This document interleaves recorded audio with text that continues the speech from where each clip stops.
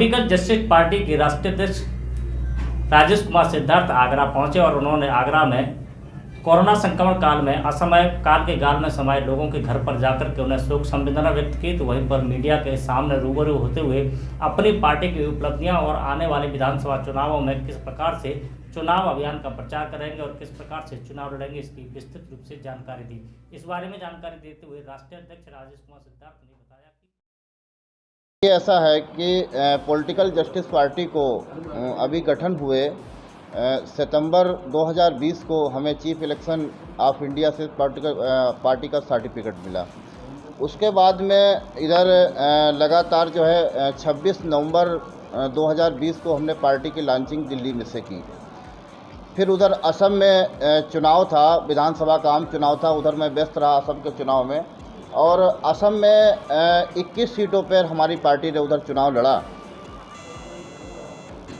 वहाँ पे जो रिजल्ट आया तो मुझे उससे पूर्ण रूप से संतुष्टि, पार्टी को संतुष्टि मिली है कि करीब 4.5% हमें वोट जो है उधर असम विधानसभा के आम चुनाव में जिन जिन सीटों पे हमने तैयारी कर पाई। चूँकि हमारी पार्टी का रजिस्ट्रेशन हुए मात्र 2-4-6 महीने हुए थे, उस 2-4-6 महीने में इधर 3000 किलोमीटर दूर जाकर हमारी पार्टी ने उधर अपना प्रचार प्रसार करने का काम किया। अब इधर उत्तर प्रदेश में सहित कई राज्यों में इधर चुनाव है।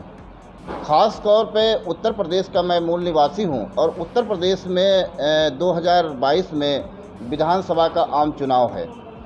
तो पॉलिटिकल जस्टिस पार्टी अपना संगठनात्मक ढांचा जो है इधर करीब जब से पार्टी का गठन हुआ है तब से हम लोग इधर अपना संगठनात्मक ढांचा खड़ा कर रहे हैं। इधर आगरा में विजिट मेरा जो नेशनल प्रेसिडेंट बनने के बाद में आज मैं पहली बार आगरा आया हूं। अपने पार्टी के जो हमारे पदाधिकारी हैं, डिस्ट्रिक्ट के पदाधिकारी हैं, मंडल के पदाधिकारी हैं, उनसे मिलने के लिए, रूबरू होने के लिए मैं आज इधर मैं पहली बार आया हूं।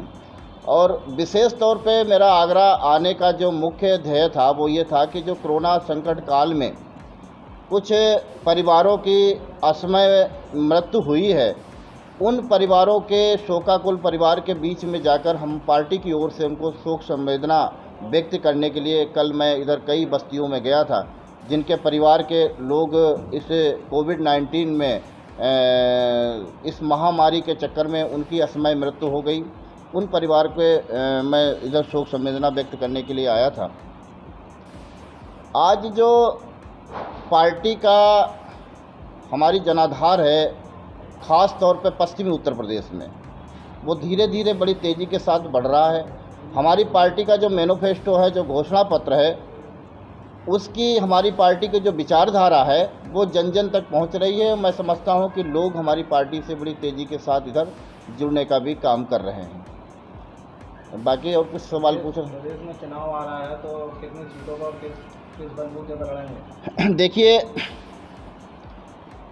हम इस देश में, आपको मालूम है, जब से भारतवर्ष आज़ाद हुआ है, हम लोग 74वां साल में अब प्रवेश कर चुके हैं। भारत को आज़ाद हुए 74 साल व्यतीत हो चुके हैं और इस 74 साल में आप लोग देखते होंगे कि भारत की राजनीति केवल धर्म और मजहब के ऊपर पूरी तरीके से डिपेंड थी। पॉलिटिकल जस्टिस पार्टी जाति, धर्म, मजहब से हटकर सबको समानता, एक मानव, केवल हमारी पार्टी के अनुसार, हमारी पार्टी के मैनिफेस्टो के अनुसार सारे धर्मों को मिलाकर हमारा एक धर्म है, वो मानव धर्म है।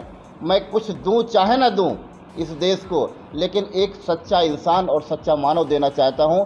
हम ये भी जानते हैं कि इस देश की जनता जाति, धर्म और मजहब की राजनीति से बहुत ऊब चुकी है, परेशान हो चुकी है। अब वो भी ऐसा विकल्प चाहती है जो राष्ट्र को उन्नति की ओर ले जाए, समस्याओं का जो समाधान करे। जाति, धर्म और मजहब के नाम पे हमारी पार्टी कोई राजनीति नहीं करती। अपना एजेंडा लेके हम जो है वो जनता के बीच में जाएंगे और हमारी पूरी तैयारी है चुनाव मैदान में उतरने की। देखिए, अभी कुछ सीटें हमने चिन्हित भी की हैं। वेस्ट यूपी की 60 से 70 सीटों से ज़्यादा हम चिन्हित कर चुके हैं, वहाँ पे हमारे कैंडिडेट उतारे जाएंगे। और धीरे धीरे पूर्वांचल में भी हमारी पार्टी का जनाधार बढ़ रहा है। अगले महीने मेरा पूर्वांचल का दौरा है, उधर मैं पूर्वांचल भी जाऊँगा, वहाँ भी हम चिन्हित करेंगे कि हमारी क्योंकि मैं खुद जाके उन सभाओं में और डिस्ट्रिक्ट के कार्यकर्ताओं से मैं समीक्षा करता हूं, और जहां पे मजबूती से हमारी पार्टी चुनाव लड़ सकती है वहां पे हम अपने बलबूते चुनाव लड़ेंगे, और निश्चित तौर पे 2022 के चुनाव में पॉलिटिकल जस्टिस पार्टी एक अपनी अहम भूमिका निभाएगी। जनता समर्थन देती है, आपके विधायक आते हैं तो किसको समर्थन देंगे? देखिए, हम उनको समर्थन देंगे जो इस देश में जाति, धर्म, मजहब के नाम पे दंगा फसाद नहीं करेंगे, जो लोग जाति के नाम पर राजनीति नहीं करेंगे, जो लोग पे बैक टू सोसाइटी करेंगे, जो लोग इस देश में इंसानियत और मानवता को बढ़ावा देंगे, हम ऐसी पार्टी को अगर ज़रूरत पड़ी तो उनको समर्थन देंगे। मायावती को बहुजनों का नेता कहा जाता है, दलितों का नेता कहा जाता है, तो उसके बारे में क्या विचार है आपके? देखिए, जिनका आप नाम ले रहे हो, बहुजनों की नेता कहा जाता है, वो बहुजनों की नेता हैं भी, लेकिन चूँकि कुछ परिस्थितियां ऐसी बन गई हैं कि जैसे कि अभी हम जहां जाते हैं तहां एक ही सवाल किया जाता है कि जब बीएसपी बनी है तो आपको पॉलिटिकल जस्टिस पार्टी बनाने की ज़रूरत क्यों पड़ी। तो उसके लिए आप एक बात बताइए, बाबा साहब डॉक्टर अंबेडकर की सबसे पहले पार्टी थी आरपीआई सबसे पहले पार्टी थी। आरपीआई इस आगरा में मैं समझता हूँ यहाँ से एमएलए भी जीते थे। तब चूँकि कुछ कारण रहे होंगे, आरपीआई ख़त्म करने के बाद मानवर काशीराम साहब ने फिर बहुजन समाज पार्टी का गठन किया। अब कुछ कारण ऐसे हैं जिस कारण बस जो है हमें लोगों को पॉलिटिकल जस्टिस पार्टी का गठन करना पड़ा। दूसरी बात मैं एक और बताना चाहता हूं, आप लोगों के माध्यम से एक संदेश देना चाहता हूं। आज आप लोग देख रहे होंगे कि आरक्षण को लेकर जो है बड़ी तेज़ी के साथ राजनीति हो रही है। आप टीवी डिबेट पे भी देख रहे होंगे, आप लोग भी प्रचार देखते होंगे कि आरक्षण को लेकर, रिजर्वेशन को लेकर बहुत तेज़ी से जो है हर पार्टियां एक मुद्दा बनाया है कि कोई कहता है कि आरक्षण ख़त्म होना चाहिए, उस पर डिबेट होती है, नेता लोग बोलते हैं, कोई कहता है जाति ख़त्म कर दो फिर आरक्षण ख़त्म कर दें। मैं आपको सीधे बता दूं, पॉलिटिकल जस्टिस पार्टी, आज मैं ऐलान करता हूं कि पॉलिटिकल जस्टिस पार्टी, ठीक है आप आरक्षण की बात करते हो, पॉलिटिकल जस्टिस पार्टी 100% आरक्षण देगी, लेकिन जिस हिसाब से जी ने आपको संगठन के बारे में आपको बताया, पॉलिटिकल जस्टिस पार्टी का संगठन लगभग ज़्यादातर जिलों में बनकर के तैयार हो गया है। जैसा कि आपको अवगत कराया गया कि आने वाले 2022 के आम जो विधानसभा के चुनाव में ज़्यादा से ज़्यादा कैंडिडेट हम जिताऊ लगाने का काम कर रहे हैं, और उनको तैयार करके राष्ट्रीय अध्यक्ष जी उसकी घोषणा बहुत जल्द जनवरी के फर्स्ट वीक में उसकी करेंगे।